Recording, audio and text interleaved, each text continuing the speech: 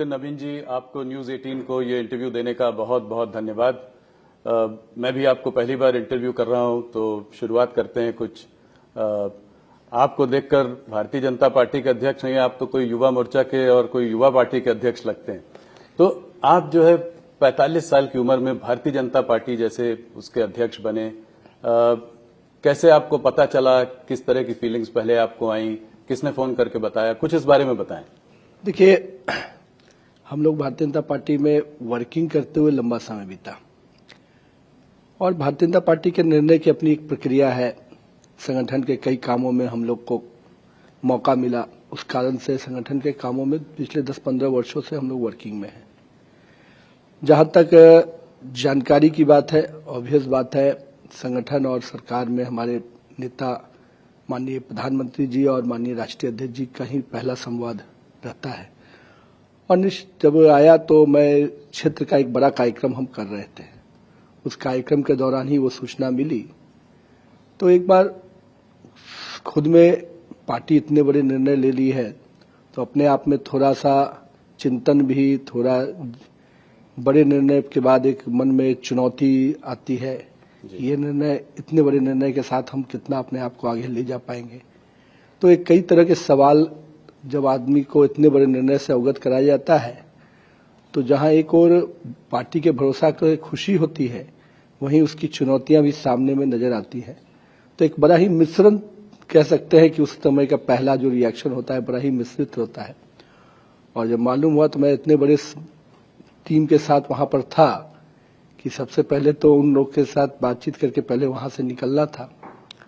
तो मुझे लगता है कि प्रधानमंत्री जी का संवाद और माननीय राष्ट्रीय अध्यक्ष जी का संवाद कहीं न कहीं खुशी और भरोसे को देखते हुए अच्छा लगा, लेकिन सेम टाइम में चुनौती भी सामने नजर आई। ये एक तरीके का बड़ा जनरेशनल शिफ्ट है भारतीय जनता पार्टी के लिए। आप काम करते हैं अपने से सीनियर लीडर से, मिनिस्टर्स हैं जो आपसे सीनियर हैं, तो क्या टिप्स दिया आपको प्रधानमंत्री और अमित भाई ने? देखिए, प्रधानमंत्री जी का जो पहला ट्वीट है वही उनका असेसमेंट है मेरे बारे में जी, और मैं मानता हूं कि वही मेरे लिए उनका रोड मैप या गाइडलाइन है भविष्य के आगे चलने के लिए। जब एक प्रधानमंत्री जी से मिलना हुआ, ऑब्वियसली उन्होंने सबसे पहले तो कहा कि स्वस्थ रहना जरूरी है। जिस प्रकार से प्रधानमंत्री जी खुद फिट रहते हैं, तो वो हमेशा प्रयास करते हैं कि उनकी टीम भी उस प्रकार से फिट होकर काम करे, क्योंकि काम करने के लिए जब बॉडी फिट होता है तो माइंड फिट रहता है जी। तो ये अपने आप में प्रधानमंत्री जी का जो पहला टिप्स रहता है। दूसरी जो चीजें रहती है कि एक गाइडलाइन, एक सीनियरिटी के नाते, एक अभिभावक के नाते, क्योंकि एक बड़े सवर में आप आए हैं, तो उसकी कठिनाइयां, उसकी चुनौतियां, उसके जजमेंट के तरीके, कई ऐसी चीजें थी। और मुझे तो लगता है कि कोई एक दिन नहीं, हर दिन प्रधानमंत्री जी का जो गाइडलाइन है वो हम लोग को काम आता है। आपको स्टैब्लिश करने के लिए उन्होंने भी आपको बॉस कहा, अपना बॉस बताया। देखिए, यही भारतीय जनता पार्टी के संगठन की खूबसूरती है कि अध्यक्ष का पद सर्वोच्च होता है और उस परिपाटी से सभी कार्यकर्ता, चाहे वो प्रधानमंत्री भी क्यों न हो, अपने आप को उस अध्यक्ष के पद की गरिमा से जोड़ के देखते हैं। नितिन जी, बहुत सारे चैलेंजेस आए हैं, आएंगे, आते रहेंगे। आपने चुनौतियों की बात की, तो इस वक्त एक सबसे बड़ी चुनौती आई थी, जो है आप विमेन्स रिजर्वेशन बिल लेकर आए, पारित कराना चाहते थे, पर वो पारित न हो सका। देखिए, पारित न हो पाने का कसक हम लोग के लिए इसलिए है कि हम लोग आधी आबादी को, देश की माता बहनों को, माननीय प्रधानमंत्री जी के कार्यकाल को देखिए तो उन्होंने सुरक्षा, सम्मान, स्वाभिमान और अब हिस्सेदारी की बात की। तो इस 3 बड़े स्फेयर के बाद एक बड़ा मौका था उनको हिस्सेदारी देने का। लेकिन हम को दुख इस बात का है कि हम इस देश की माता बहनों को उसकी हिस्सेदारी समय पर नहीं दिला पाए। वो तो तय है, भारतीय जनता पार्टी जब जब संकल्प किया है, और मोदी जी की यूएसपी भी रही है कि उन्होंने किसी चीज को संकल्प किया है तो उसको पूरा किया है। हम सबकी इच्छा थी कि 2029 के चुनाव के पहले हम महिलाओं को एक बड़ा हिस्सेदारी में जोड़ पाए।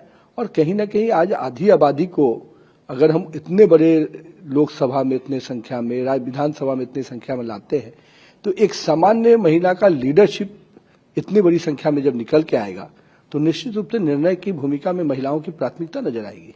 लेकिन विपक्ष का दुर्भाग्य है कि उन्होंने अच्छी चीजों के लिए भी कभी सकारात्मक सोच नहीं।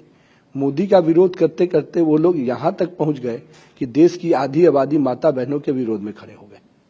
तो ये टाइमिंग के बारे में कुछ बताएं, इस वक्त लायक क्यों? इलेक्शन के बाद भी आ सकता था। ये ऑब्वियस बात है कि हम लोगों ने इसके लिए 2-3 महीने से तैयारी की है, कोई आज की तैयारी करके नहीं लाया है। और दूसरी बात है कि ये तो स्पष्ट था जब हमारा बिल पास हुआ था उसी समय कि हम 2026 में ही इसके फ्रीजिंग कैपिंग को हटाने के बाद हम लोग करेंगे, और आज वो समय आ गया था। तो मेरा ये मानना है कि परिस्थितियां ऐसे कई बार चुनाव आते हैं, कई राज्यों के चुनाव होंगे और उस समय पार्लियामेंट भी चलेगा, यूपी का चुनाव होता है उस समय, तो क्या पार्लियामेंट के डिसीजंस नहीं होंगे क्या? ये जो लोग हैं, कितने बार चुनाव प्रचार में राहुल गांधी जी और प्रियंका जी असम गई, पुडुचेरी गई, कितना गई? उससे ज्यादा तो कार्यक्रम मेरे प्रधानमंत्री जी, मेरे गृह मंत्री जी कर रहे हैं। तो अगर उनकी व्यस्तता नजर आती तब ना समझ में आता। वो तो केवल इसको टालना चाहते थे और विषय पे, एजेंडे पे भी डिबेट नहीं कर पा रहे थे। तो आपने तैयारी की बात की, तो ऑपोजिशन का कहना है कि कोई सलाह मशवरा नहीं किया, कोई उनसे विचार विमर्श नहीं किया, और इसको जो है सीधा ले आके उसको जल्दीबाजी में निकालने का वो था। विपक्ष अपने अंतरात्मा से पूछे कि उनसे बातचीत हुई कि नहीं हुई, ये उनको बताना चाहिए। लेकिन मेरा ये मानना है, एक सरकार होने के नाते हमारी जो भूमिका है कि हम सबको लेके चले। हम हमेशा मानते हैं कि विपक्ष भी सरकार का अंग है और उसके साथ समन्वय करके काम करना निश्चित रूप से हमारी प्राथमिकता रहती है। तो पहले बातचीत की थी आपने? निश्चित रूप से उसके कई दौर के बातचीत जो होते हैं उसमें सारी पार्टियों से, कांग्रेस से, समाजवादी से। देखिए, जो प्रक्रियात्मक बातचीत होती है निश्चित रूप से प्रयास किया गया। अगर उनके मन में था कि इसकी क्रेडिट की जाए तो प्रधानमंत्री जी ने हाउस के फोरम से कहा कि हम आपके नाम का एडवर्टीजमेंट भी दे देंगे कि आपके ही सहयोग से हुआ। लेकिन उनको नाम से ज्यादा मोदी के विरोध में ध्यान रहता है। तो ऑपोजिशन का कहना यह है कि ये अगर आपको रिजर्वेशन देना है 33%, तो ये दे दीजिए, इसमें क्या दिक्कत है? जितनी सीट अभी है पार्लियामेंट में उसमें दे दीजिए, इसको रोक। इसमें सीट बढ़ाने और डिलिमिटेशन की बात कहां से आ गई? डिलिमिटेशन को लेके पहले आप है कि डिलिमिटेशन पर गृह मंत्री जी ने हाउस के फ्लोर पे कहा। ये डिलिमिटेशन किसका बनाया हुआ है? ये उन्हीं का बनाया हुआ चीज है। क्या उनको अपने बनाए हुए कानून पे भरोसा नहीं है? क्या उस कानून के, जब उन्होंने अपने समय में किया डिलिमिटेशन, क्या वो कानून के उन मापदंडों में कोई लूप होल था क्या? अगर लूप होल था तो आपने उस समय क्यों नहीं चेक किया? और आज हम कह रहे हैं कि आप ही के बनाए हुए डिलिमिटेशन से हम आगे बढ़ना चाहते हैं, और आज बढ़ते तो हमारी आधी आबादी को अधिक संख्या में हम हिस्सेदारी दे रहे थे। आज अगर हो जाता तो देश भर के सभी राज्यों में, और 800 से अधिक में, तो 33% उसकी कितनी संख्या में महिलाएं आती। मेरा ये कहना है कि वो जो खेल खेल रहे हैं कि ऑब्वियसली ये अनुपात जब होता तो किसका परेशानी होती। आज हमने साउथ और नॉर्थ की जो खेल उन्होंने खेला, उसको भी प्रधानमंत्री और गृह मंत्री जी ने जितने बढ़िया से हाउस फोरम पे कहा कि आप आइए ना, हम अमेंडमेंट करके आपको और संतुष्ट करने को तैयार है। लेकिन उनका विषय संतुष्टि नहीं है, उनका नकारात्मक सोच है, और जिस सोच के साथ उन्होंने इतनी बड़ी संख्या में महिलाओं की हिस्सेदारी को रोका।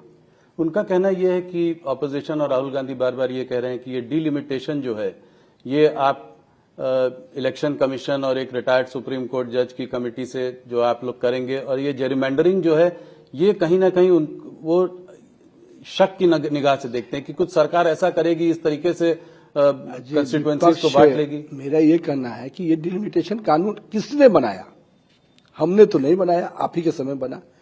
और इस कानून के दायरे में जो चीजें आती हैं, इसके पूरे फॉर्मूला है, कोई इसमें चेंज नहीं कर सकता उसके। फिर वो, और ये पूरे हाउस में आने वाला था। इसमें ऑल पार्टी की कमेटी के मेंबर होते हैं, हर संसदीय क्षेत्र में कमेटी होती है। ये कहीं कोई ऐसा फॉर्मूला नहीं है जो पहले नहीं बना है। विषय अगर डिलिमिटेशन है तो मैं तो पूछता हूं कि ये आप ही के बनाए हुए कानून पे आपको क्यों सवाल है? तो अब आगे क्या होगा? आगे हम लोग बढ़ेंगे, निश्चित रूप से समय आने दीजिए।